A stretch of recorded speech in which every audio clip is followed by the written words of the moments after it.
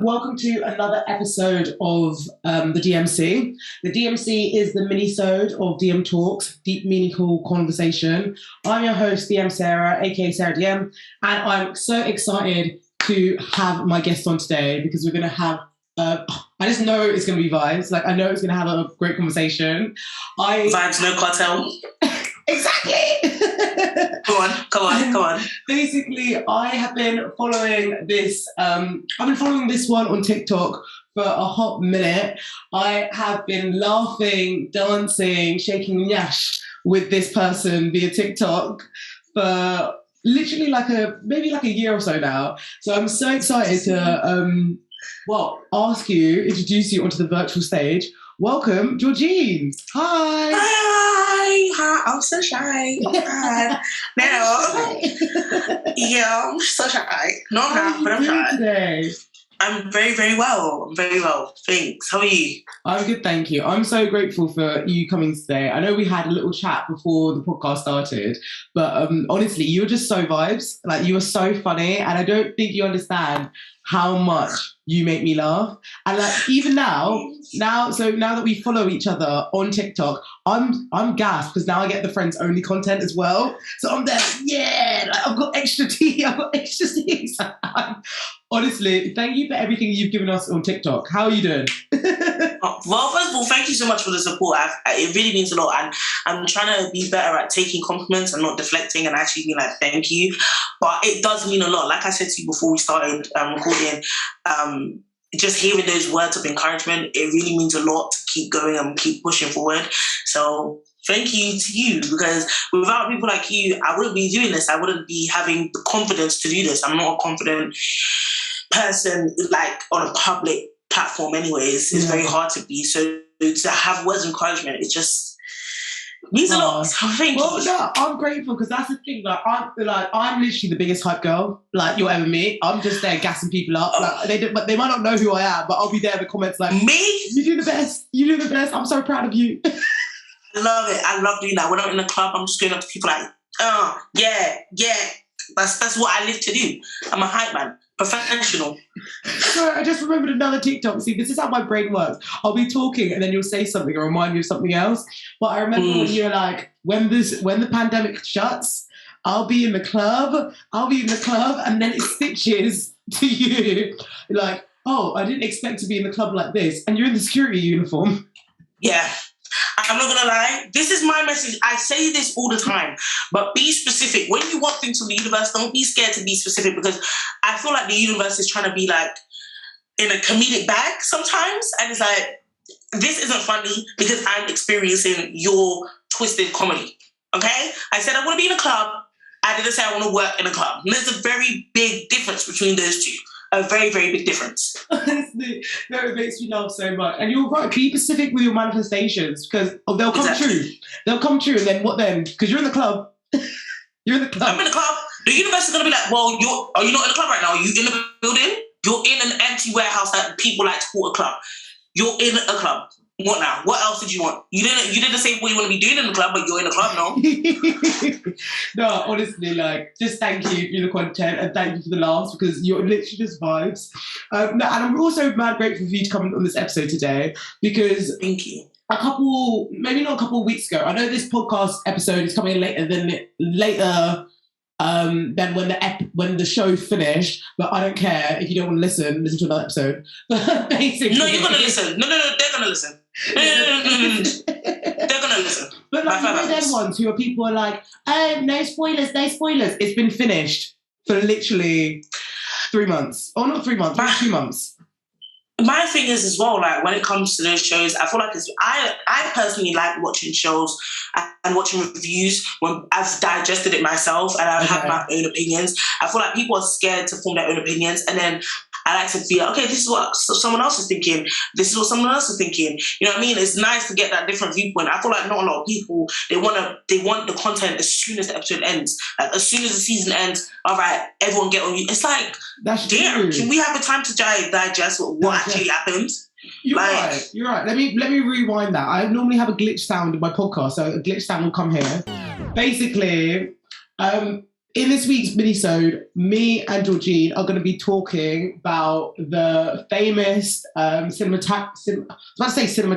I can't even speak. Okay, don't ask me. I'm dyslexic. I barely know English. That's the only language I do know. I can't grasp it. I barely know it. But me and Georgine are going to be talking about the famous show, one of the most talked about shows of the past 3 years now, is Euphoria.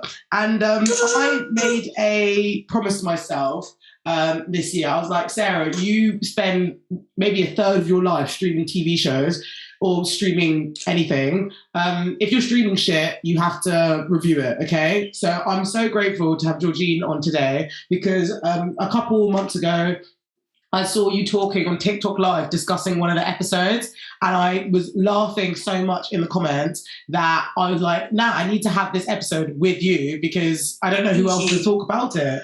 And Euphoria, I guess let's just jump straight in, right? So you've watched season 1, season 2. Actually, I'll give a little synopsis for those who don't know about the show. It basically follows maybe 8 to 10, I can't remember, teenagers who are through high school, and they've all got their own blessings and problems. Some are, I would say, the show is very gender fluid, which I really love. It doesn't right through the lens of gender, so it really gets the opportunity to discuss these characters in a multi-dimensional way, whether you see their upbringing, whether you see their relationships, whether you see their drug use, whether you see their sexual activity, and it just makes a very realistic, although very, very pretty and sometimes very problematic experience of teenagers. Someone said to me, no, I'm not even said to me, someone said on TikTok or Twitter once, it's like Skins yassified. No, I've never watched Skins. I'm so sorry. You never watched Skins? I know. It was past my my mom didn't believe in those shows, so no, okay. it was kind of like just before me. Yeah. So it was like just. I remember I was watching things like Misfits, but Skins, it was on the later end. And I have this thing where if a show has more than 4 seasons, that's it, you're done. You don't want me to watch it, that's it. I can't. But I've seen clips of it online. And Skins, what I saw from Skins, I don't know what y'all were watching. That's the thing. I mean, I should have not been watching it at my age. Do you know what I mean? I have an older brother. He would watch you know when you're you got a sibling or a cousin that's watching something, so you're like, what's that? Yeah. It was one of them ones, but then when I grew older, I watched Skins. But Euphoria, it's very colourful. It's beautifully shot. One of the main characters is Zendaya, and she narrates the whole show. You've also got the likes of Hunter Schafer, Alexa Demi, Barbie Ferreira. And it's just a really, really good cast. But we're going to get into it. We're going to review the show. So I've got some few questions for you. And my first question is, how did you feel after this season?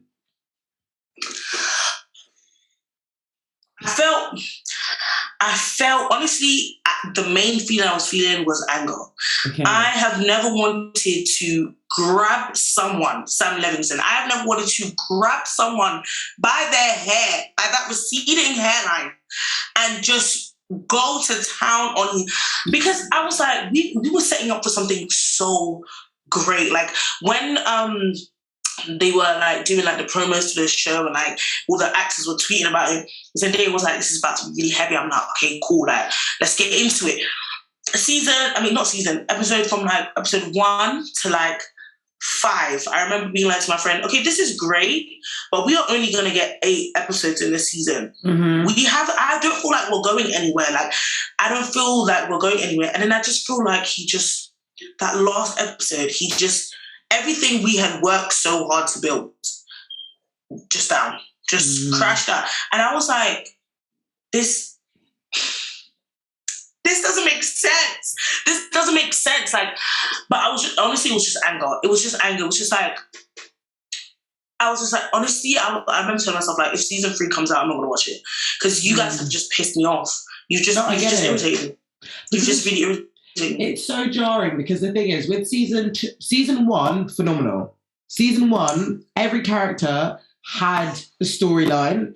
Every character had the right amount of drama. I didn't think that one overplayed the other. If anything, probably Jules and Rue, but they're like the main characters, aren't they? Like, it follows their story a bit more so than other people. But I thought they really were centered. They were championed. I loved their relationship because, I wasn't a fan of their relationship, but I love their relationship on TV. You know, like, if it annoys me, if it excites me, you're doing a good job. And even Hunter Schafer, I can't believe this is her first acting role, because the way that she's crying, like, I was like, oh, you are selling. She was really in her acting bag. When I found out this was her first acting gig, I was like, are you sure? Honestly, are you sure? Incredible. You weren't a drama queen in your younger years? Bro, okay. Honestly, go off. Absolutely amazing. But what I didn't like about season 2 is that they picked up storylines and dropped them. So, like, with Rue and Jules, that couple was toxic for each other, but they were displaying it in a way that wasn't, like, satisfying. I think it sort of catapulted when, you know, that episode when Rue's fighting her mum, and then Jules is in the back, she's like, because I told her. And that episode, that moment in particular, gave me chills from my body to my soles of my feet, because that just showed you about how you can love someone, but you know how addiction's going to get the worst of them. So you need to act out of love, but also that's betrayal as well. Yeah. But then it's a betrayal that you need, because what if this person dies? Yeah, it's very true. I feel like as well, online I was seeing a lot of discourse about people being like, oh, Jules is terrible for what she did to Rue. And I'm like, clearly you guys have never been in, like, I would never want to be friends with you guys that are saying all this, because it's like, you have, at some point you've got to put an end to someone's behavior. You've got to step in and be like, listen, this isn't just like a little puff pass and we're all just chilling and like, no, you are actually an addict. You went as far as to go to a drug dealer, create this whole elaborate scheme, and just to get drugs for the free. Yeah. You weren't thinking about the consequences of your actions. You weren't thinking that this is a drug dealer. No matter how sweet that little white woman's voice was, like, she is danger. You know what I mean? Exactly. And it has to be put to an end. I'm not gonna lie. Who I really didn't like was Elliot, because he knew where the drugs came from. He knew where the drugs came from. And my theory was, because I was trying to hold on to like a little bit of hope, I was like, well, we know from the special episodes that Rue is not relatable. She's not a reliable narrator. Like when she said that, oh, they got lip tattoos, that never happened. You know what I mean? So in my head, I was like, maybe she didn't actually tell Elliot and she thought she did. So Elliot himself doesn't know where the drugs came from. But I'm like, that doesn't make sense. He knew where the drugs came from because he took some of the drugs, I believe.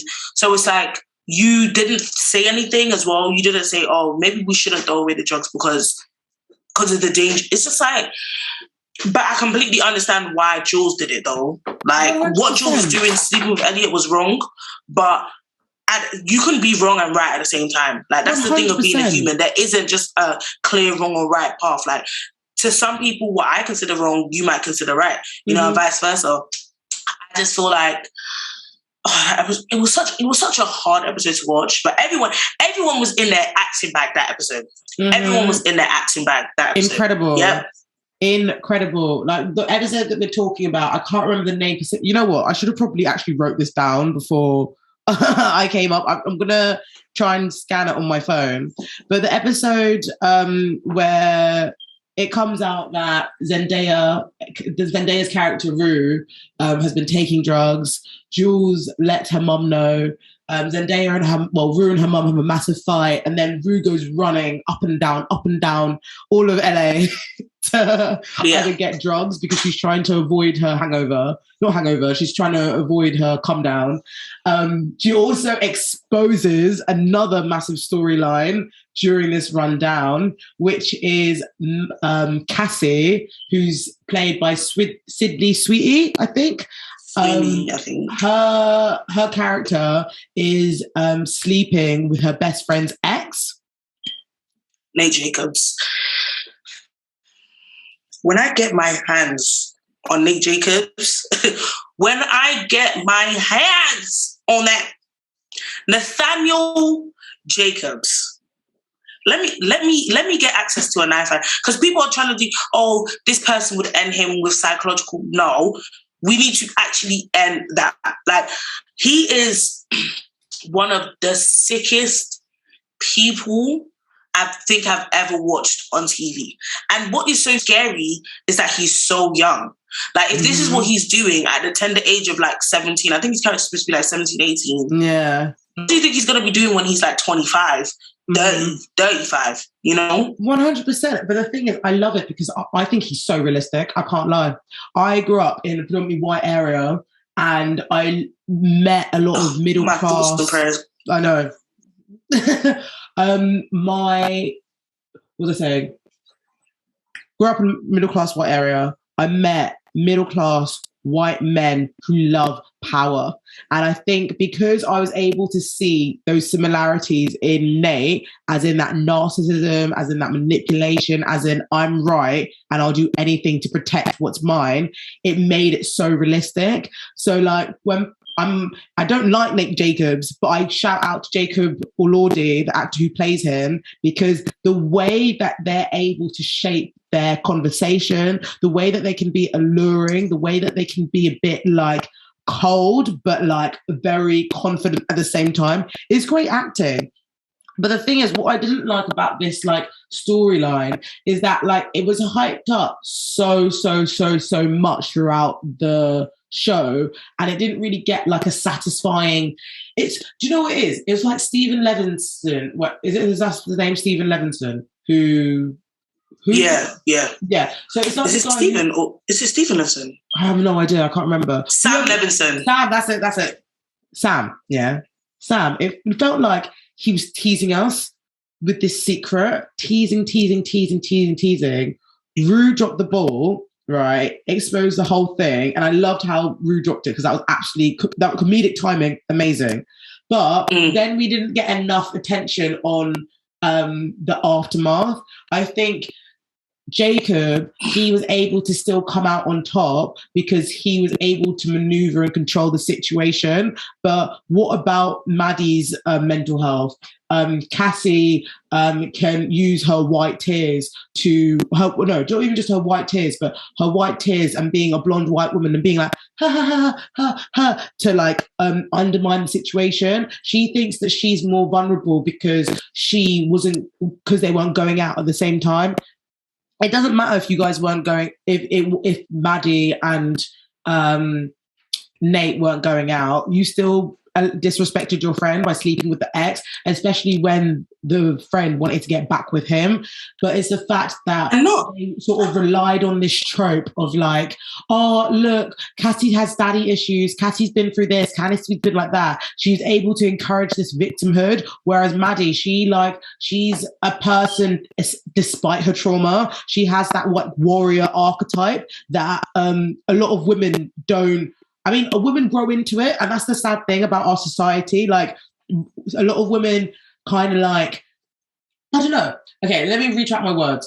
I think some women don't like to be angry, and they like to be like, no, it's fine, don't worry about it. And I think the people that have the privilege of being meek and mild and sensitive and having adhered to are allowed to move like Cassie, and that means they can't be held accountable. But the people that move like Maddie are going to be branded as aggressive. And it's like, babe, I have a right to be aggressive. And not only that, I think that's where Sam Levinson's shortcomings showed up, because he's the only writer on the show.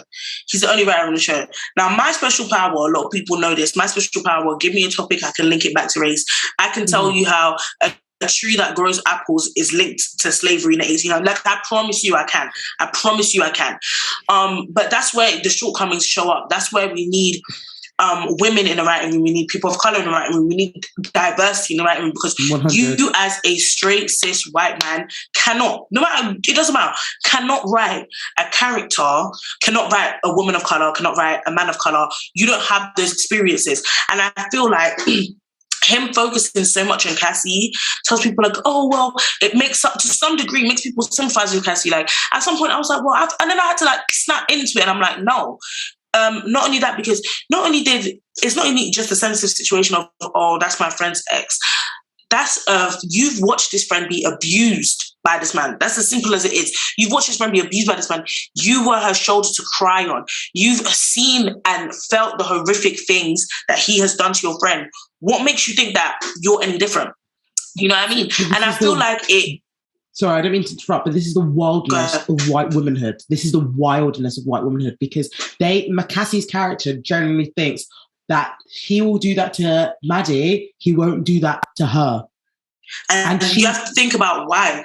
Because she thinks she thinks she's better. She thinks she's more entitled. She thinks she can. She thinks that it's her God-given right. And it's wild, because I've seen so many white women think that they will be above what people have done because of their whiteness, and they won't be able to link it to whiteness. But here, me, because I can see patterns, because I also have that power that you have, it's because you're a white woman who's blonde, who hasn't been told no many times. So when they get that abruptness or that misconfusion, now they're all distraught, now they're crying and they're upset, mental health. And it's like, babe, you're not the only one. And I think as well, a lot of the time what I've experienced with white women is they feel this, me as a black woman, I have this like confidence and stuff like that, but they don't see the behind the scenes. They don't see when I'm in my room by myself crying, because if they are allowed to go to the real world and cry, they're allowed to cry on center stage and get that sympathy. I'm not going to get that. Like, I'm simply not. There's been times where, because I'm very much a crier, like and that's on my page, like I'm trying to make it very clear that I'm a sensitive person. I'm a crybaby. I've always been a crybaby. I don't think I will ever stop being a crybaby, because I don't want people to think, oh, you're this strong, independent black woman. No, no, I'm not. I'm recently, and I was telling my friend this as well, I have hopped into my dumb blonde bag. Like, I have hopped into I see that it's beneficial for other people. Why is it not beneficial for me? I'm gonna sit here and I'm small as well, and that's the thing, like, because people don't know what they want from me. I hate to be one of those people that's like, oh my God, I'm so small. But like, in stature, I feel like I give tall people energy, but like, I'm like 5 foot. I'm literally, it's so funny you say that, because I'm literally 5'5" or 5'4", but like the way I move is literally like, I should be tall. I really personally, I feel like there was some like paperwork that went missing when God was making me, because I definitely should be 5'10". I definitely should. I always have felt like I should have, because when people like to be, you're so small, but it's like, okay, if I'm so small, I'm so delicate, why am I not being protected? And it's because of my blackness doesn't allow, you know, and it's not my blackness' fault. I appreciate my blackness. I love my blackness. But the way the world views my blackness, I'm not allowed to be a dumb blonde. I'm just not allowed. As tiny as I am, I'm not allowed to be protected. You know what I mean? And obviously, yes, Cassie herself, especially in season 1, she went through some trauma, like the way that guy spoke to her. And what was very sick and twisted, I don't know if you remember in season 1, some guy wanted to talk to him, was like, you're not that interesting. It was like it went around like as a viral sound on TikTok in season 1. And it was like, if anyone's ever told you you're not that interesting, I don't care about you. And that's very traumatic. That's very traumatic. And then to be was she assaulted? I think she was assaulted. So that definitely. Well, I'll say trigger warning. She was assaulted, and she also had to experience, so don't listen to the next 1 minute if you can't, but she also fell pregnant, didn't she? Yeah. She fell pregnant with her boyfriend. And no, she watched her other boyfriend get assaulted. Yeah. And that's very traumatic. But then my thing is as well is McKay's trauma was just a moving point for hers. You know what I mean? And it's like, that could have been the perfect, I always say this, that could have been the perfect moment to talk about Black masculinity and how, you know, Black men are not allowed to express their trauma. Like, they just have to move on, you know? And like, she as a girlfriend could have been there for him more. I'm not gonna lie. 100%. Like, it was both of the traumatic experience for both of them, but one person actually experienced it, you know? And it just moved past. It was just like, okay, whatever. Even with Rue, like, Rue is a black child. You mean to tell me that Rue walked into a room? Like, if I left now, there's been times I've gone to the corner shop. I'm like, I'm going to the corner shop. I come back with a bag. What's in the bag? What's in the bag? Open the bag. My mom's like to me, open the bag. What's in the bag? It doesn't happen as much now as I'm older, but especially when I was younger. And I understand why my mom did that. Because it's like, what are you going out? When you get, I need to be in the loop. You know, you mean to tell me your daughter has on your suit. Let me even try wear my mom's perfume. There's a problem. My mom's like, we don't share things, bro. This is not, if you thought this is what it was, it wasn't. So this is what I mean. This is why it goes back to like the shortcomings of Sam Leamington being the only person in the writers' room. You dropped the ball, you know, and the ball was even I feel like I'm all over the place, but it's fine. You know what? You're in my mind. You're in my mind because who was I just about to talk about? Kat. Shortcomings. Let's get into it. So Kat was one of my she is one of my favorite characters on that show. I loved the way that they talked about her in season 1 because the way that she was able to display such a modern topic of camgirling, of sex work, of finding confidence. I loved it. I was here for it because don't get me wrong, everybody like they show up and show out on that show, but the way that Kat dresses, hey, she is a style icon. She's a style icon, and however, I do have like my qualms with it because she still is underage. And I feel like when we're looking at the actors, we know that they're like 25. I know Zendaya. I think Zendaya is like 25 now. She's been playing a teenager for like 10 years going on. That girl don't age.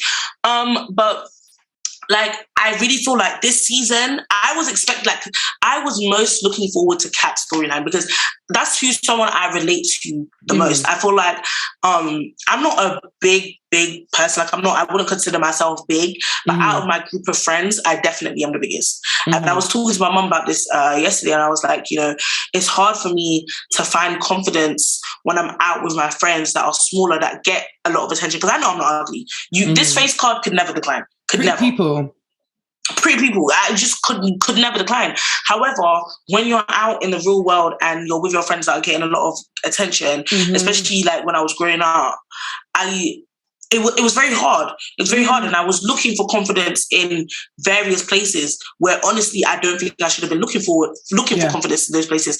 I was looking forward to Kat's storyline to be like, okay, she's now realised the dangers of, you know, because obviously I support sex work 100%, 110%. I don't support underaged because she was underage, and I thought they were going to talk about the dangers of underage things because she wasn't prepared for that. There's a lot of creepy people online. I've experienced my fair share of creepy people online, you know. So I was really looking forward to that storyline. And the episode where she had all these people saying self-love. It's hard to love yourself when everyone who's trying at you to love themselves is using Facetune. It's like that part, that scene, iconic, amazing, and I loved it so much because like I've been I'm a wellness enthusiast. Like my podcast is literally like spiritual well-being, uplifting people, all of that stuff. I've been into personal development since a young age. And honestly, there's nothing more jarring and irritating about this toxic positivity threshold that stamps on our necks with self-love. Like I feel like shit today and I'm allowed to feel like shit. I do not need to be like, love yourself to make myself feel better. And it's always from people who don't. It's never from like a dark-skinned, black, fat, disabled woman. Do you know what I mean? It's going to be from these white babes who are like, yeah, and I just manifested this into my life. Yeah. And it's just like, shut up, all of you. Yeah, because it's giving Money Bay 24 hours. Yeah. Yeah, it's just like every time I see that stuff, and I had to do like a big cleanse on my Instagram, and I'm still kind of doing it, unfollowing people that don't look like me. I mean, it's definitely like things where, you know, you follow people that I appreciate. You know, there's always going to be people that I love. Like I listen to a lot of rap, so I'm always going to follow those people. Yeah. However, it got to a point where it was like, I am wearing a waist trainer for like 12 plus hours. Why? I have to ask myself, where is that coming from? Yeah. You know, and especially now, as someone that does social media and stuff, as someone that like regularly posts on social media, I kind of want to break that cycle. Like, I'll come on there with my hair taken out in the middle of me doing my hair, in the middle of my makeup, you know, there's still crust in my eye, because it's realistic. Like, I know that the people watching the video are taking out their hair. The people are, like, there's been sometimes I've done my hair and people are like, oh, I'm in the middle of doing my hair, wish me luck as well. And I'm like, we're all in this boat together. But this whole thing of, oh my God, love yourself, is that some days you don't. Like, I'm going to be honest, some days I don't. Some days I don't want to get out of bed. And then it's always fun. And they never want to show, which is completely their prerogative, but they don't want to show like the flip side, especially on social media. There's this pressure to always look good. And when I first started doing pretty people content, I felt like this pressure to like, okay, I need to come on here all the time with foundation. I need to come on here all the time with...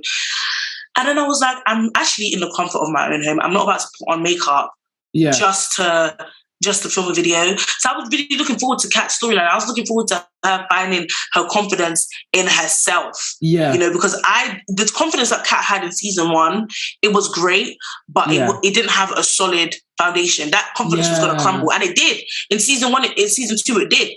And I was looking forward to that. Okay, she's going to find it. You know, she's going to...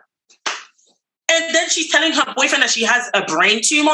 No, that was honestly like, that scene was such a reflection of how poor Sam did her. Like, he did her dirty. And I think completely. I heard that they had like arguments on set, so that's why they weren't as that's why she wasn't as much on in this season. But I don't care. Like, if you love your show and if you respect your show, you're going to like give it justice. But it did make me laugh as well, because I remember seeing a tweet and someone was like, oh, I always think that I'm a bad writer, but then I realized stuff like this gets filmed and is one of the biggest shows. And it was literally just a table read from Euphoria, and it was a scene where McKay and Jacob were talking.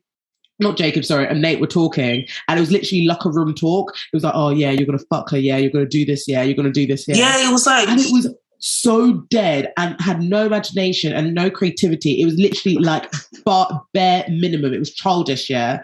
And like, Euphoria is one of the biggest shows in the world.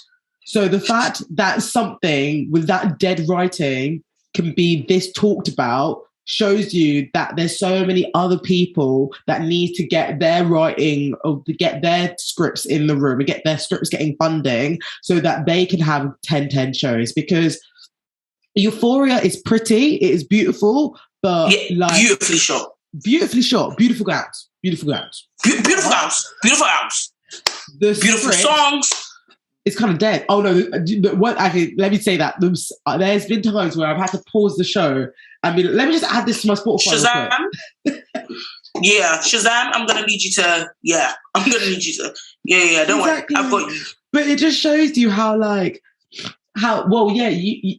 Two things can be true at the same time. Something can be good and something can be simultaneously bad. And I think like with Euphoria as well, the way that they did Kat was a reflection of the lack of, I guess, confidence that they had in the character. Because I think like people don't realise, and Sam may not even realise how much we loved Kat, how out of all the girls, she probably was the most relatable, because like she was just so like honest, she was shy, and then she got confident, she was always online, but sometimes not. She felt like an outsider amongst her friends, you know? Like, I think Kat is honestly one of the most, and she's so funny. Like, she didn't even realise how like charismatic she is. So when she had that scene with Ethan, who I'm shortly going to go talk about in a minute, when she had that scene of Ethan when she was breaking up with him, I was so annoyed, because it was like she was trying to instigate like gaslighting and like manipulative like behavior towards Ethan, and Ethan just loved her for who she was.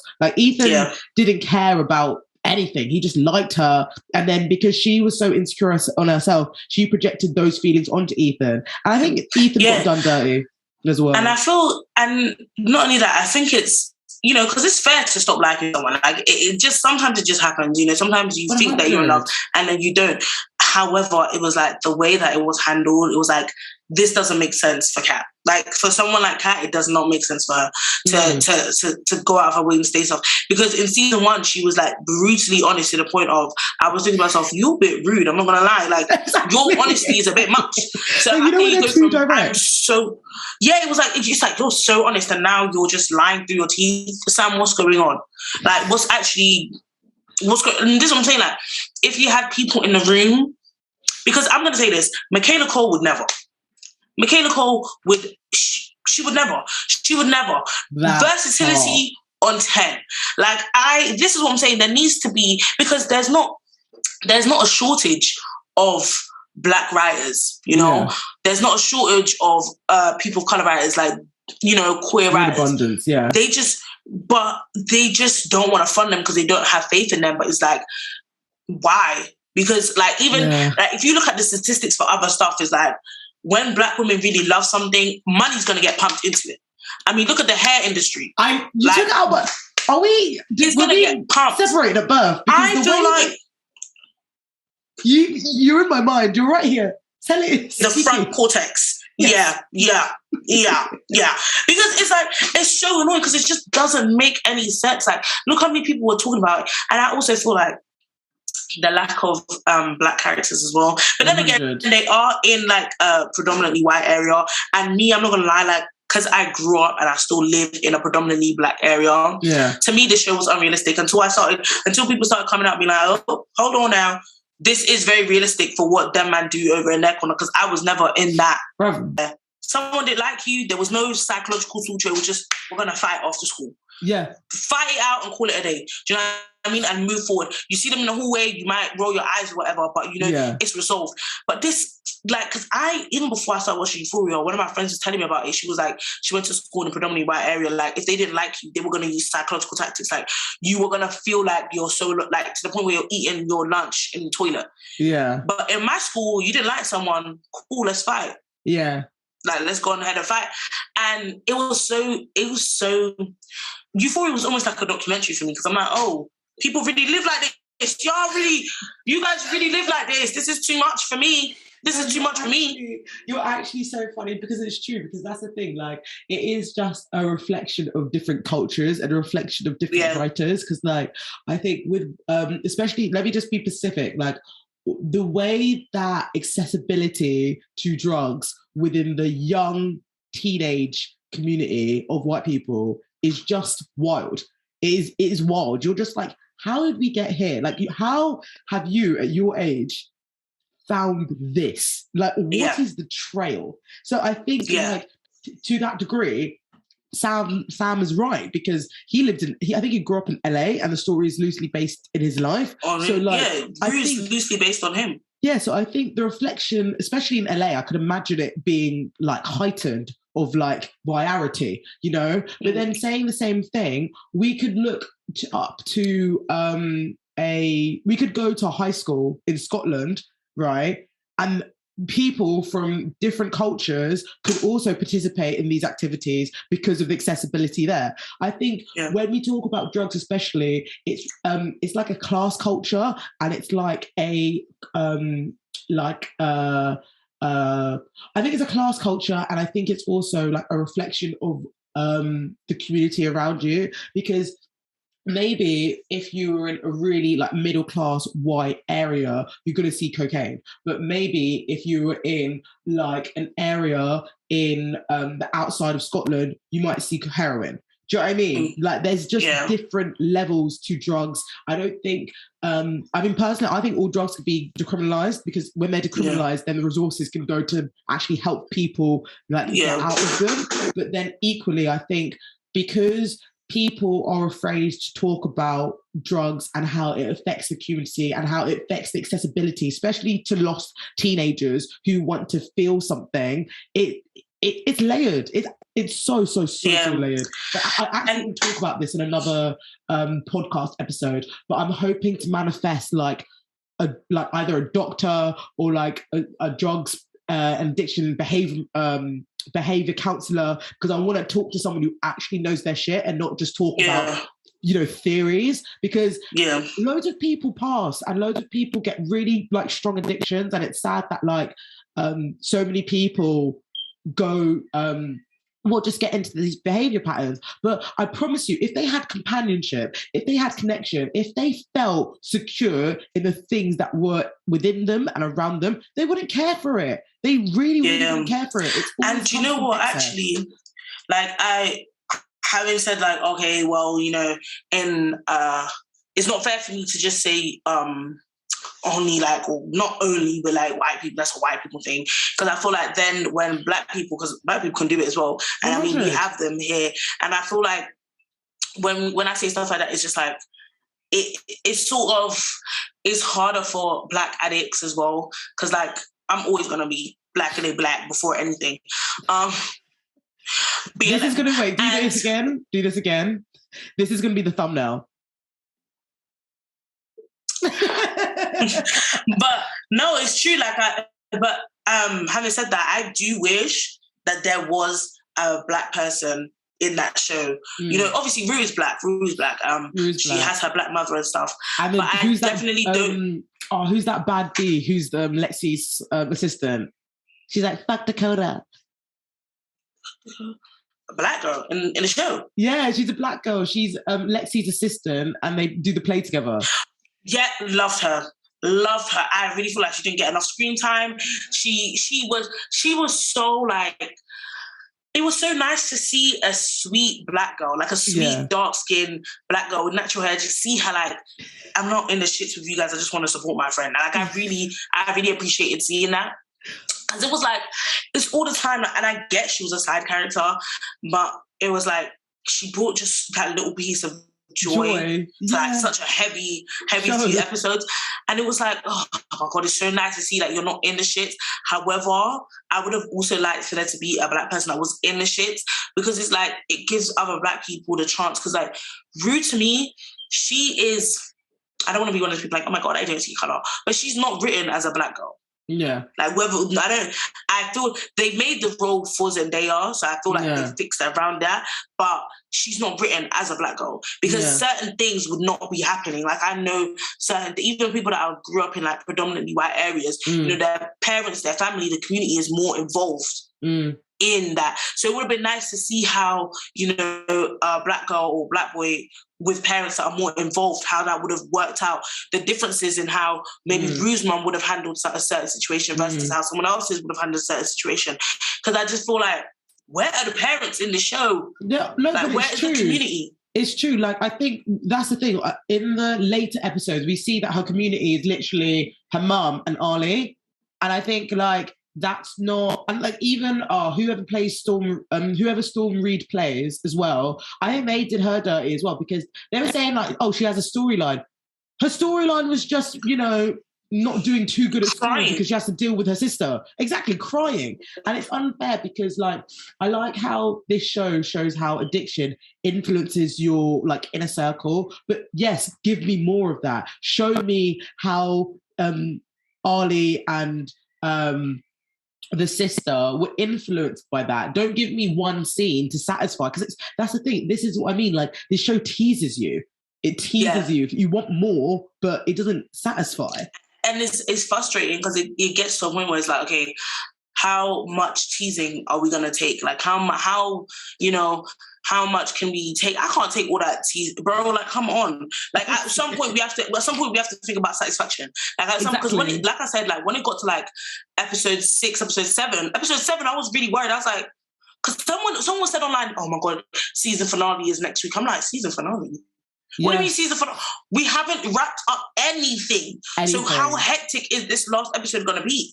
Like, so that actually takes me to a good point before I get into the finale. So things that I felt unsatisfied in, things that I was left out in. Okay, so who's Cal's son? Why did he piss on the floor like that? That was just a lot, right? Like, actually, before I say that, shout out to the hairstylist who's also a black woman, love a black woman from infinity to infinity. Honestly, because did you know in Carl's episode, when they did young Carl and his best friend, those were wigs. Oh. Yeah. Tyler Perry, are you listening? Tyler Perry, are you listening? You're gonna need to take people's numbers, write it down, an email address, even an Instagram, a Snapchat handle if you must. Tyler Perry, are you listening? Thank you very much for your time. Honestly, no, you are so funny. But that episode, I felt like Cal, he got attention, but it wasn't. I mean, to be fair, there was a little ending with the sort of him and Nate butting heads at the end and being like, "Look, you're gonna go down for this." But also, I felt like it was very like he took the picture and literally just left. So who is this? Who's the person in this picture? Who's the son? Who's what was the point of that teasing? Because people are like, oh, some people are like it's ashtray, some people are like it's not ashtray. I just want to know who it is. I don't have time to be theorizing. I don't know who, like, I just come on.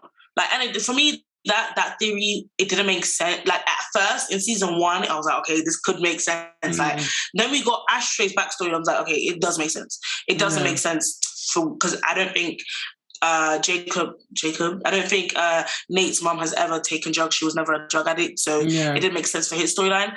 But I'm not gonna lie, like, you know, those scenes where we were forced, because that's what I'm gonna say we were forced to watch Cal drive around LA. I'm like, we could actually be spending this time on cats. Hello. Honestly, like that was wasted screen time, Sam. Wasted. No, wasted 100%. All because you wanted to be paid because you had a disagreement. It's just like. Like, because Cal's storyline, to me, it was nice, you know, because it was an explanation. It wasn't an excuse in it. It's just why he behaves the way he behaves. It's definitely no excuse. You know what I mean? But then it was like, okay, cool. Let's nip this in the bud now. We have our explanation. Okay, moving forward, along. Like, how did his behavior affect everyone else? Exactly. Like, we saw how it affected Nate. We saw how, because in turn, if you think about it, Cal's behavior not only affected Nate, Nate's brother, Nate's mother, it affected Maddie, it affected Cassie. Like, we need to see all that. And I don't think it's fair that we didn't get a real breakdown of Maddie's feelings, because even when she was talking, and that babysitting kid, I just think that they wanted a scene with a nice house and they had to explain why she was in that nice house. That's literally it. Because the babysitting thing, like, I was expecting to be like, oh, this woman she's a weirdo. And I was like, you know what? It's about time that we shine a light on older women that prey on young kids. I was like, this is going to be it. This is going to be groundbreaking. We're about to have all of it. Because she had what was the point of the camera then? Like, what was the point of the camera? Like, I was like, okay, this is it. One thing that I did actually really like from their relationship was when they're in the swimming pool. She's talking to Maddie about how she was the other woman with her friends. And she said this line, it was like, he gave me the right attention at the wrong time. And it always stuck with me because I think that is actually so influential to why people get into problematic relationship dynamics, because it's satisfying. It's like a satisfying distraction, you know? So that's one thing that I did really like. But you're so right, because like, she had no business being in that house. But also, oh, you know what? I did actually like the scene. I like the scene when she was trying all those different gowns. I did like it, but I was like, we're going to go into something more, like this is going to foreshadow something more, because in season 1, it felt like every tiny detail had a reason as to why it was there. And I feel like Sam, he wanted details, but he didn't have enough time, you know? He didn't have enough time to fill them in. You think he didn't have enough time for season 2? I don't know. I think again, it goes back down to being, I don't think look at, again, Tyler Perry. Like, look at people that make shows and TVs and movies and all that stuff, and it's just them in the writer's room. You don't have all this experience under your belt. You know, you don't have time. You need someone to be like, oh, did you forget about this? Did you forget about... No, because it just felt like you forgot about that. No, you completely You know? Sorry, go on. I thought it was going to be something more than what it was. I thought we were going to get into some shenanigans. I thought, you know, that was going to be like Maddie, you know, when Nate was doing that foolishness on the bed with a gun and threatening to kill himself. I was like, okay, he's been recorded. Like, Maddie has a camera in her room, you know, because it was like the foreshadowing from... And then it just wasn't. And I was like, okay, what about... And then it was like, you know, beautiful gowns. Literally. But can we have some? Can we have? And then not only that, I feel like it's not fair again because Maddie is a woman of color, innit? Yeah. And women of color, Black women, we always have to be strong. Yeah. We have to be strong for not only ourselves but for others around us. When she was explaining how hurt she was to the mother of the child that she was babysitting, I wanted to see her cry. Yeah. I wanted to see her cry. Like, I wanted to see her express, because she has to be able to, like me, like I said, I'm a big crier. I encourage all my friends to cry. Everyone around me, at one point, I've been like, cry, just let it out. Just let it out. Just cry. You know what I mean?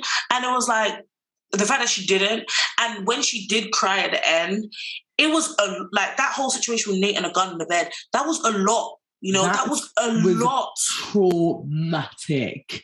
That was honestly terrifying. That was literally like school shooter kind of shit. Yeah, 100%. And I just wish that, you know, because there was nothing she could have done about Nate breaking into her room, because Nate is just an evil person. But it's like, I really feel like that shouldn't have been the point where she cried. She should have cried at least a few more times, because it's like, and that's why, and I think some people are going to be like, well, you know, that's why Cassie was jealous of her, because Cassie had this depiction that she's so strong. But that's Cassie's depiction. And that's Cassie's problem. That's Cassie's problem. Like, people can be like, oh, you know, I feel like you're so strong. No, but I'm going to cry. Like, don't put this label on me, because I refuse to let that, like I said, I'm in my dumb blonde bag. I refuse for that label to be stuck on me. 2022. No, I'm very delusional. Everyone around me is delusional. I can't have people around me that are realistic, you know? Because it's like, when you're not delusional, when you are being that strong Black woman, at the end, who does it affect? It affects you. It affects you. Like, you have to do, like, okay, for example, a little anecdote time. I wasn't as confident as I was, like, in secondary school. If any pictures of me from secondary school was to ever resurface, just know that my page is gone. I'm deleting my social media presence. It was just too embarrassing. Yeah. But I was never as confident as I was. I was like dark skin, and like I said, like, out of my friends, I was kind of like one of the chub ones, you know, you could see it. And looking back at it, I wasn't even that big, you know, but that's a story for another day. And it was just this like constant wanting to be like strong. Like, I had to keep up this, I'm so tough, I'm so like, oh my God, like, I would never, if I did cry, it was like, I would do it in a way that like no one could see me. I didn't want anyone to see me. And I'm like, who does that affect? Is me. You know, exactly. I had to come home and cry, and no one was, and felt like I couldn't go to no one to get that help. You know, now I'm going to cry in front of everyone, and everyone is going to give me the sympathy that I deserve. No, you're gonna come up to me. You're gonna hug me. You're gonna be like, it's gonna be all right. You know what I mean? Especially at that young formative age. I wish I would have had more of that. I wish I would have had more moments where I feel like I could cry and just let it out. You know, I'm grateful. I had a teacher that was very open with me. But it's like, imagine if I didn't have that. Exactly. Imagine if I didn't have that. You know, imagine, because I remember I had I feel like most Black women, when they're growing up, they have like a Black woman that they look up to. Mine was my mum and one of my English teachers. And I would never forget her. She said to me, you know, you're a Black woman. It's unfortunate. You're going to have to work as hard, like 2 times harder. But when you're with me, you're a little girl. Yeah. You can cry. I'm going to give you that space to cry. You know what I mean? But it's not all the time my chin is going to be held high. Yeah. You know, and I feel like it would have been so monumental if we could have got more moments that Cassie could see, wait, if this girl that I think is so strong is crying about this, maybe this boy isn't as great as I've cracked him up to be.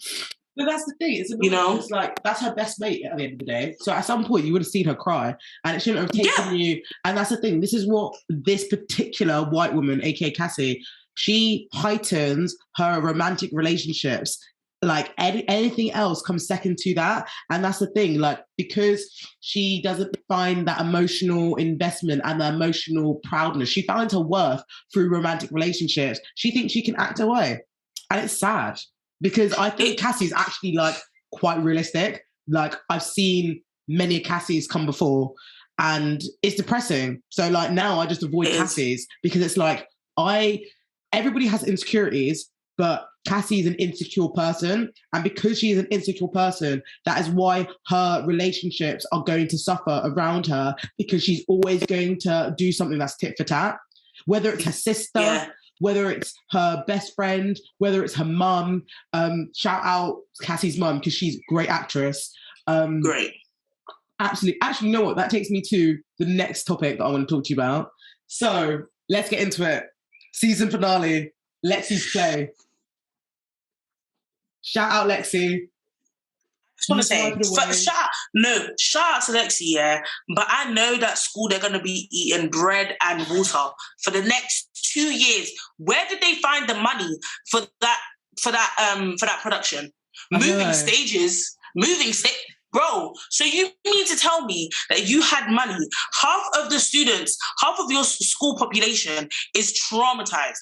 None of you can find like 3 therapists to have on rotation? No? But you can't find therapists, but you're able to move stage. Move stage? My school, we had a backdrop. Sometimes you have to imagine a backdrop. Like if we didn't make it, there was no backdrop. That was it. It was done. But it's like, Lexi's play, I loved it. I really did love it. I love how Cassie could see that this was her. Yeah. And I love how, but the fact that she was still trying to be like, no, because I truly believe if we would have let that play out, because I think it did play out in the end, she didn't mention anything about Cassie's wannabe character in the play. She sleeping with, I think the character's name was Martha's, sleeping with Martha's boyfriend. She never said that. You know, she kept that. It's you and your insecurities that projected that and let everyone be known that this is what happened. And that was never going to be in the play. That was never going to be in the play. And it just shows how much of an insecure person you really, truly are. You know? Like... It's jarring because the thing is, like I said before, like there's nothing wrong with having insecurities. We're human. Like I think being insecure is like what we sign up to when we or having insecurities is what we sign up when we enter these bloody flesh suits. But it's the fact that when insecure people, they'll make their insecurity everyone else's problem and they'll make them suffer in spite of it. And I think it was so selfish of Cassie to go on stage, shout up and down because she was upset. Out of the whole period when Martha, a.k.a. Maddie, found out about you sleeping with her ex, she kept quiet. She kept on pushing. Yeah. She tried to tell you about herself, but you ran away and hid yourself in the bathroom. Yeah. You know? And it's the lack of accountability as well.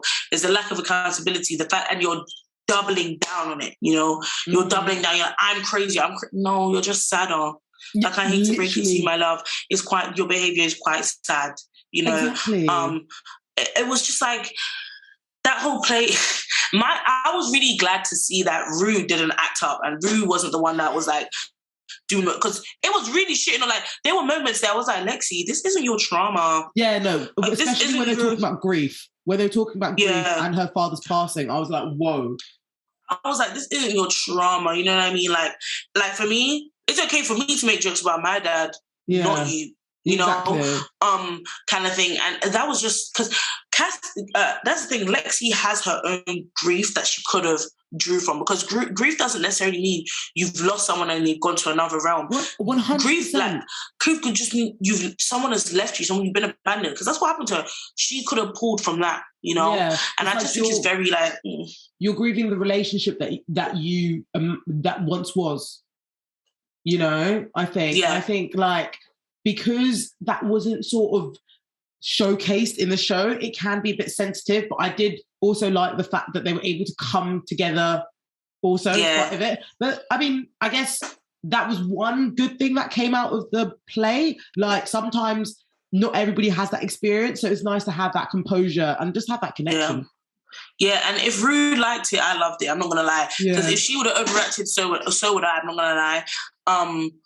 Because I feel like for me it was a bit insensitive, but I like that it gave, because I think at that point Rue was like starting her sobriety journey, like she was starting again. And I think it's the push that she needed to see herself. You know, like she said, this is the first time I've seen myself and I wasn't like disappointed or disgusted. And that was really nice to see. However, it was just a bit like, it does give, I'm not gonna lie, it slyly does give classic white woman where you think that you can draw from other people's experiences and profit off of it. You know, it does give that, but if Rue, like I said, if Rue liked it, shit, I loved it. You know? Exactly. No, that's so true. Well, as I close up, actually, no, I've got 2 questions before I close up, or 2 topics I wanted to close up. Ethan, let's give him his flowers, because let's give flowers. Mike can dance, he can shake, he can move, and I'm so happy that also he was able to be himself in spite of Kat, because like I think sometimes in relationships or sometimes on TV relationships we only know 2 people in communion with each other, but it was like, you know what, Kat hasn't been great to me, but I'm still going to do my thing and enjoy this play because I'm going to have a good time. He was giving wigs, he was giving character, he was giving icon, you know, playing Lexi's mum, then switching to playing Nate, playing to all these people.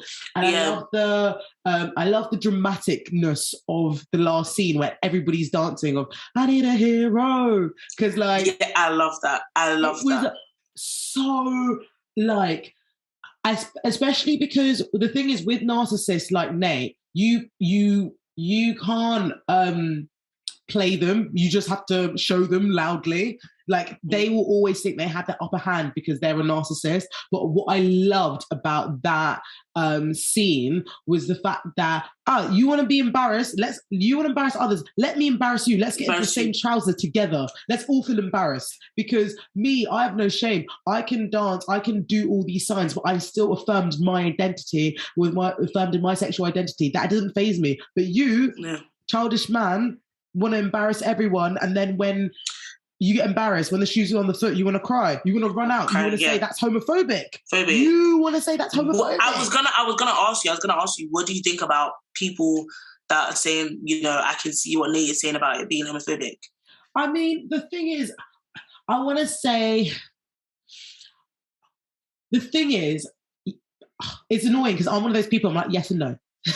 Like, no, that's fine. I think yes, to a degree, because it's like queerness, homosexuality is not just to do with sexuality. And I hate that, like, through our history and through society, people have like conjoined them too long as like we've grown up. Like, just because someone's gay doesn't mean that they're going to like celebrate sex. Do you know what I mean? Like sex, like the actual activity and the sexual culture isn't just referred to the gays and the days, you know. And it's just annoying how in society we do still see that in life. Like people think, like I always think, like to be a queer person, like I don't want to just go clubbing, like I don't want to just meet queer people on a night out. Like I want to talk to you, like why there's something to do with like partying and sexualness and just like nightlife that is so around queerness. And I know and I understand that there's a lot of underground scenes and the history, so I always respect the culture, but I do think if people want to get into the facts of like how, I guess, homosexuality or queerness can only be celebrated in one facet, I think that's sort of homophobic in nature. But then I don't think it's homophobic because it was a celebration of dancing activity, like sort of just doing enjoyment and like being free. It's weird because let's say if they were fully clothed and they didn't have that massive, you know, literally balls like at the back of it, would it be homophobic? You know, like there's certain layers to why it was fun and it was free, but also it didn't need to be that sexualized. Yeah, I definitely agree. I definitely feel like it was like to a point where it was like, okay, we are still in a high school. Yeah. You know, like I understand safe sex and all that stuff.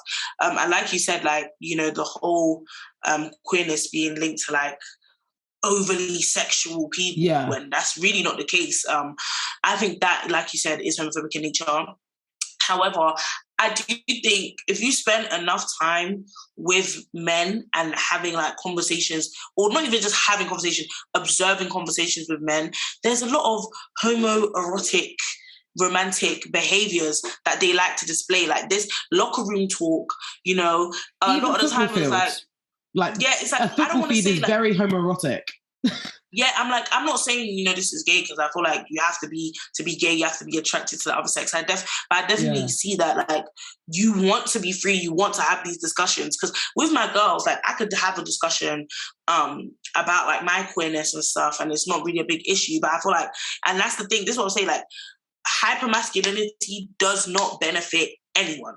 100. Anybody, because it affects the people that aren't you know, men, or don't, you know, align with being a man or whatever. But it also affects men, because now men, because they'll be like, oh, no one cares about like our feelings, but you don't want to open up about your feelings. You don't even know how to begin to open up about your feelings. So you just do it in this way of like locker room talk, you know, of this like, oh, how was it? It's like, talk about your feelings, bro. Talk about your feelings. Yeah. You would get really far if you did. Hypermasculinity doesn't benefit anyone. It actually costs a lot of people. And if people are if people date others who are hypermasculine, it can actually cost them their safety and security, and it can be really, really like challenging. Like we saw it in Jules's storyline when she got with Cal, because like he wants to express himself, but because he didn't have the freedom of communication to his wife, he held it in the like behind the scenes, and no one found out. And it's like, that's not okay, you know. I think especially, to be fair, I want to see more shows that celebrate queerness. I think with Euphoria, I love how gender fluid it is. Like they literally write without no gender, but I also wish I could see the benefit, just see things championed, not just being present, but seeing things being championed and uplifted and affirmed. Because I think when we see shows like that, it's more affirming. Like, have you ever watched Pose? No, I haven't. I would mean to. Don't shout at me, y'all. No. I highly recommend it. It's very, like, I can't lie, it's emotional, so you will cry. Like, you definitely will cry if you watch it. But, like, it was like realistic, but also complete celebration. Like it was so affirming, and it made me like just feel so in awe with all the characters and all their storylines, because it's not hiding what happens to Black and women of colour, of gender, like variety, whether they're trans, whether they're non-binary, and all of the everything and anything. I think that show was really good with showcasing storylines, but also championing queerness. And that's what I'd like to see more. We've been talking for a lot. But I guess that it doesn't feel like a lot. No, I love it, because it just shows you, like, we literally met today and look at us, just vibes, just talking, you know. And but I was gonna say, this is the beautiful thing about being a Black woman. I feel like when you see another Black woman, like I was in a club the other day and I see another Black woman, we just started dancing, we just started vibing. And I just like, some of you watching might not know that because you're not a Black woman, sucks to be you. But it's like, there's something so beautiful about that community. Like I love it. I'm so grateful to be a Black woman. Because, no, honestly, because there's even takes, like, when I see other Black women, I'm like, I don't necessarily agree with this. I'm not going to lie, I don't even necessarily agree with this. But you're a Black woman. Unless you say something, like, outlandishly crazy, then it's like, okay. Wild. It's like, but it's like, no, seriously. But there's just something so beautiful in the community of Black women. Like, it's just... I love it. I love it. I'm so grateful, honestly. Well, I've got one more question, or like one more like question to ask you before we wrap up. If you had to give a rating out of 10 for season 2 of Euphoria, what would it be? And why? See, my spirit wants to say 8, but my realistic brain with sense is saying 4. Because we haven't really spoke about this, but Ashtray being the way Ashtray was yes. Oh my God, didn't make sense. No, it didn't make sense. I feel like one of those African aunties that's like, all right, everyone, kids, come on, let's go home. And then they stand up and then they go back and sit back down. Yeah. But honestly, like, for me, what really tainted it, because it was going downhill for me, but when Ashtray was killed, when Ashtray stabbed that guy in the neck, I was like, this doesn't make sense for his character. No one can tell me that makes sense for Ashtray's character, because he is so calculated. And not only is he calculated, he knows Fez more than anyone else on the show. Yeah. In Fez, they have this certain communication where it's like, Fez could look at him in like and he knows literally. That means don't do it. That means do it. So when he was looking at him like, don't do it. Why did you do it? Are you Chloe and Halle? So what are you doing it for? He's not like impulsive. It was just like he's not. He does things which are like, no, he isn't. Remember when he locked off that guy in season 1? That was impulsive, but also it made sense. It made sense because that guy was wacko. He was absolutely insane. So no, you're completely right. I can't believe we've got through this whole show and we didn't even talk about Fez and Ashtray. Ashtray, I love him because he's a ride or die. I love his relationship with Fez. Fez's storyline, even at I think the first episode being Fez's storyline, iconic, beautiful. But the fact that they did Ashtray dirty in a way that was very like awkward and very like all those guns, all those like all that death, like it was just very unnecessary. It just felt like and then the way they kind of skimmed past it was just like, did we not just like watch the same thing right here? Like now Rue is just walking down a hallway saying, yeah, I was sober for a year. Okay, what about your drug dealer's brother?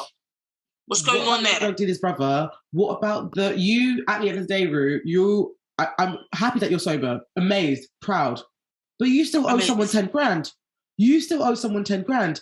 And that's what I'm saying. She's tapped the person that you owe 10 grand. I saw your arm before you dropped off that pen. So make it make sense, Rue. Make it make sense. It didn't like, this is what I'm saying. You cannot have, and this is, I don't know who to blame here. If I need to blame Sam Levinson for deciding that he was going to be the only writer in the writer's room, or if I blame myself for knowing that he's the only writer in the writer's room and still watching the show, knowing that he at one point is going to drop the ball. You know what I mean? And it was like, it just didn't make sense. And I know I said we're going to wrap this up, but... No, we're here. We're here. When we first was introduced to the drug dealer, I forget her name. I really forget her name. Laurel? Laurie. Yeah, Laurie. When we were it. Introduced to Laurie, I was immediately scared. I was immediately scared. Terrified. Then that I was doing voice. Didn't mean shit to me. It didn't mean shit to me. That her be like, hi, do you want some food? No, I don't want some food, actually. No, I don't. Because at the end of the day, and this is what I'm saying, like, that the way we are socialized to see white femininity really stopped a certain demographic of people from seeing how dangerous this woman truly was. Mm-hmm. She is a drug dealer. No matter how you try and put it, no matter how many ice cream bars she gives you, no matter how many bowls of oatmeal she offers you, she is a drug dealer.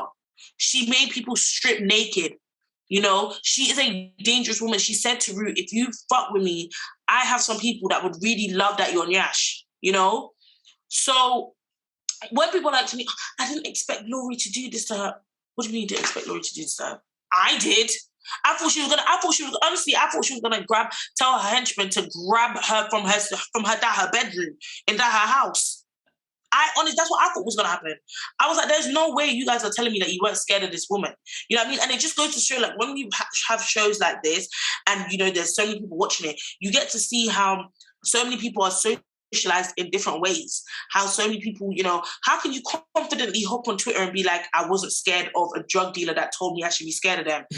And then you have to question, you like, okay, why did you think that? Is it because she was white? Because no word of a lie, if someone like, I don't even know, if like, even if a black woman was playing Laurie's character, people would have been up in arms, scared. Mm-hmm. If it was a dark-skinned black woman who had played Laurie, people would have been scared immediately. Terrified.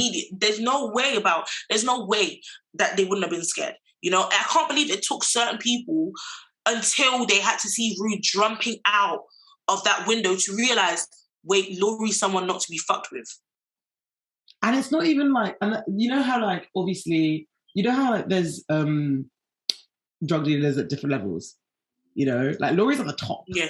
Like we saw those suitcases. Like she's getting money, right? Money. By the sheer fact that the first time they met, matey boy.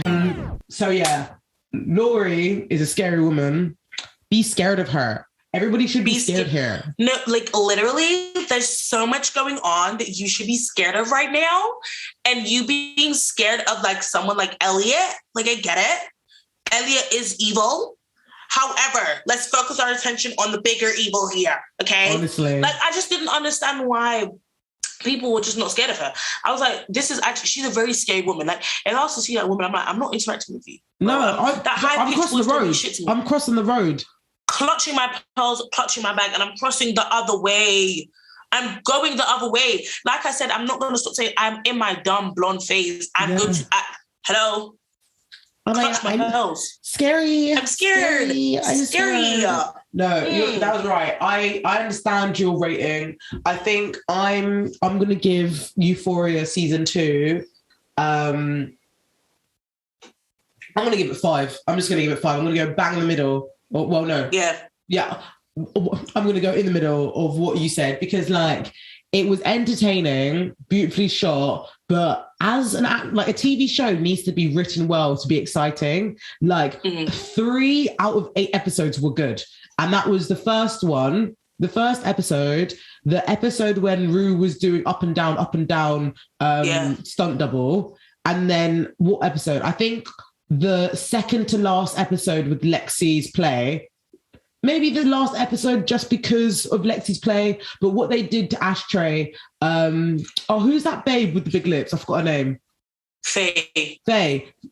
Faye, Ashtray, and Fez in the last 2 episodes, it could have done so much better. They could have done it so much better. So many. And you know what I heard as well on the, sorry to cut you off, on the Twitter sphere, was that it was supposed to be Fez that was going to die. Yes.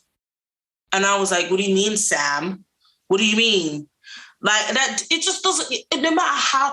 And also, if you want to get to the crunch of the cookie, there were so many things from season 1, like we said, that wasn't resolved. But one of the things was, it was starting to be resolved, with Faye's boyfriend being like, oh, they know that Fez killed that guy from season 1. It was like, where are we going from this? Where are we? And I don't think it's realistic. Maybe I'm not in LA, I don't live in LA, but I really don't think it's realistic for the police to go on a big shooting spree with a 12-year-old white boy. Exactly. We've seen white boys do school shootings and they are being escorted out and taken to KFC, taken to Burger King to get something to munch. They're taken out with their heads attached on their bodies. Exactly. So it doesn't make sense. It doesn't make sense. And I think, as well, because, when you sometimes you have that many police when you think they're doing a drug raid, you don't have, is there that many police when someone, I'm not in a crime of law, I'm not in LA. I don't know how the police system works there, but if they were doing a police raid, no, actually in season 1 they do a police raid, and look how many people was there, and everyone was okay. But the second time, when they're looking for someone who has a attached microphone, they want to call all the shots, which is very confusing. They want to kick down the door. It's very weird because it's I feel like in situations like that, but then again, police be policing. Yeah. The police don't do shit that makes sense to me. But then again, exactly. Let's not get into that. BLM. That's another podcast for another day. You know what I mean? But it's it just didn't make sense because I would think in a situation like that, they would have to monitor the situation because nothing was actually admitted, Yeah. And obviously he got killed and blah, blah. So I think that's why they chimed in. But it was I don't know. It still didn't make sense to me. I'm not going to lie to you. It's this. It didn't make sense. I think I'm going to rewatch it later on. No, I might even join you because I find it entertaining, but then also I just feel like there was so much that could have happened. So yeah, Sam, if you're listening to this, fix up or get me and Georgine in the writers' room with you because we'll tell you something needs to change. Like something needs to, you and Tyler Perry, we need to have an intervention. You guys we need to sit down and have a conversation about what is going on with you two. 100%. No, honestly.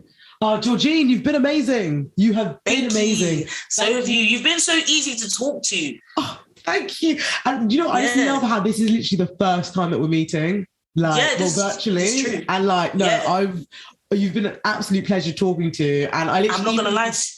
Pardon? Sorry, I'm not going to lie to you. The next time we do a podcast, I'm going to be sat right in front of you because I'm someone, when I talk, I want to hit people. I'm inviting myself. I really don't care if you want me there or not, but I'm inviting myself. The next time we do something, I'm going to travel.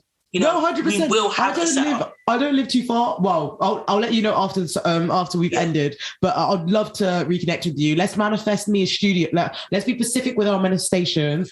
Come on now. I would love to manifest a podcasting studio so me and my guests are able to record in person and have beautiful visual content to assist the audio. Ashe and amen. Yeah.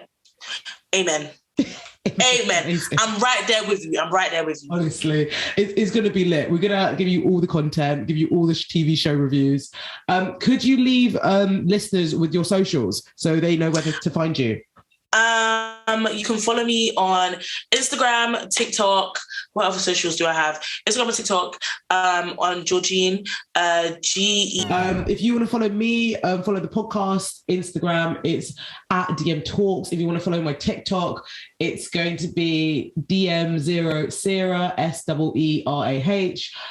I've got a new Discord chat, so all you spiritual babes, all you people that want to meditate, everyone who wants to talk and just get vibesy and just be a part of my community, I'm going to put the link in the show notes because I just, I want to engage with my podcasting people, so I think that'll be fun. You can book a tarot reading with me at my website, DM.Seerah.com, and I think that's it. You've been amazing.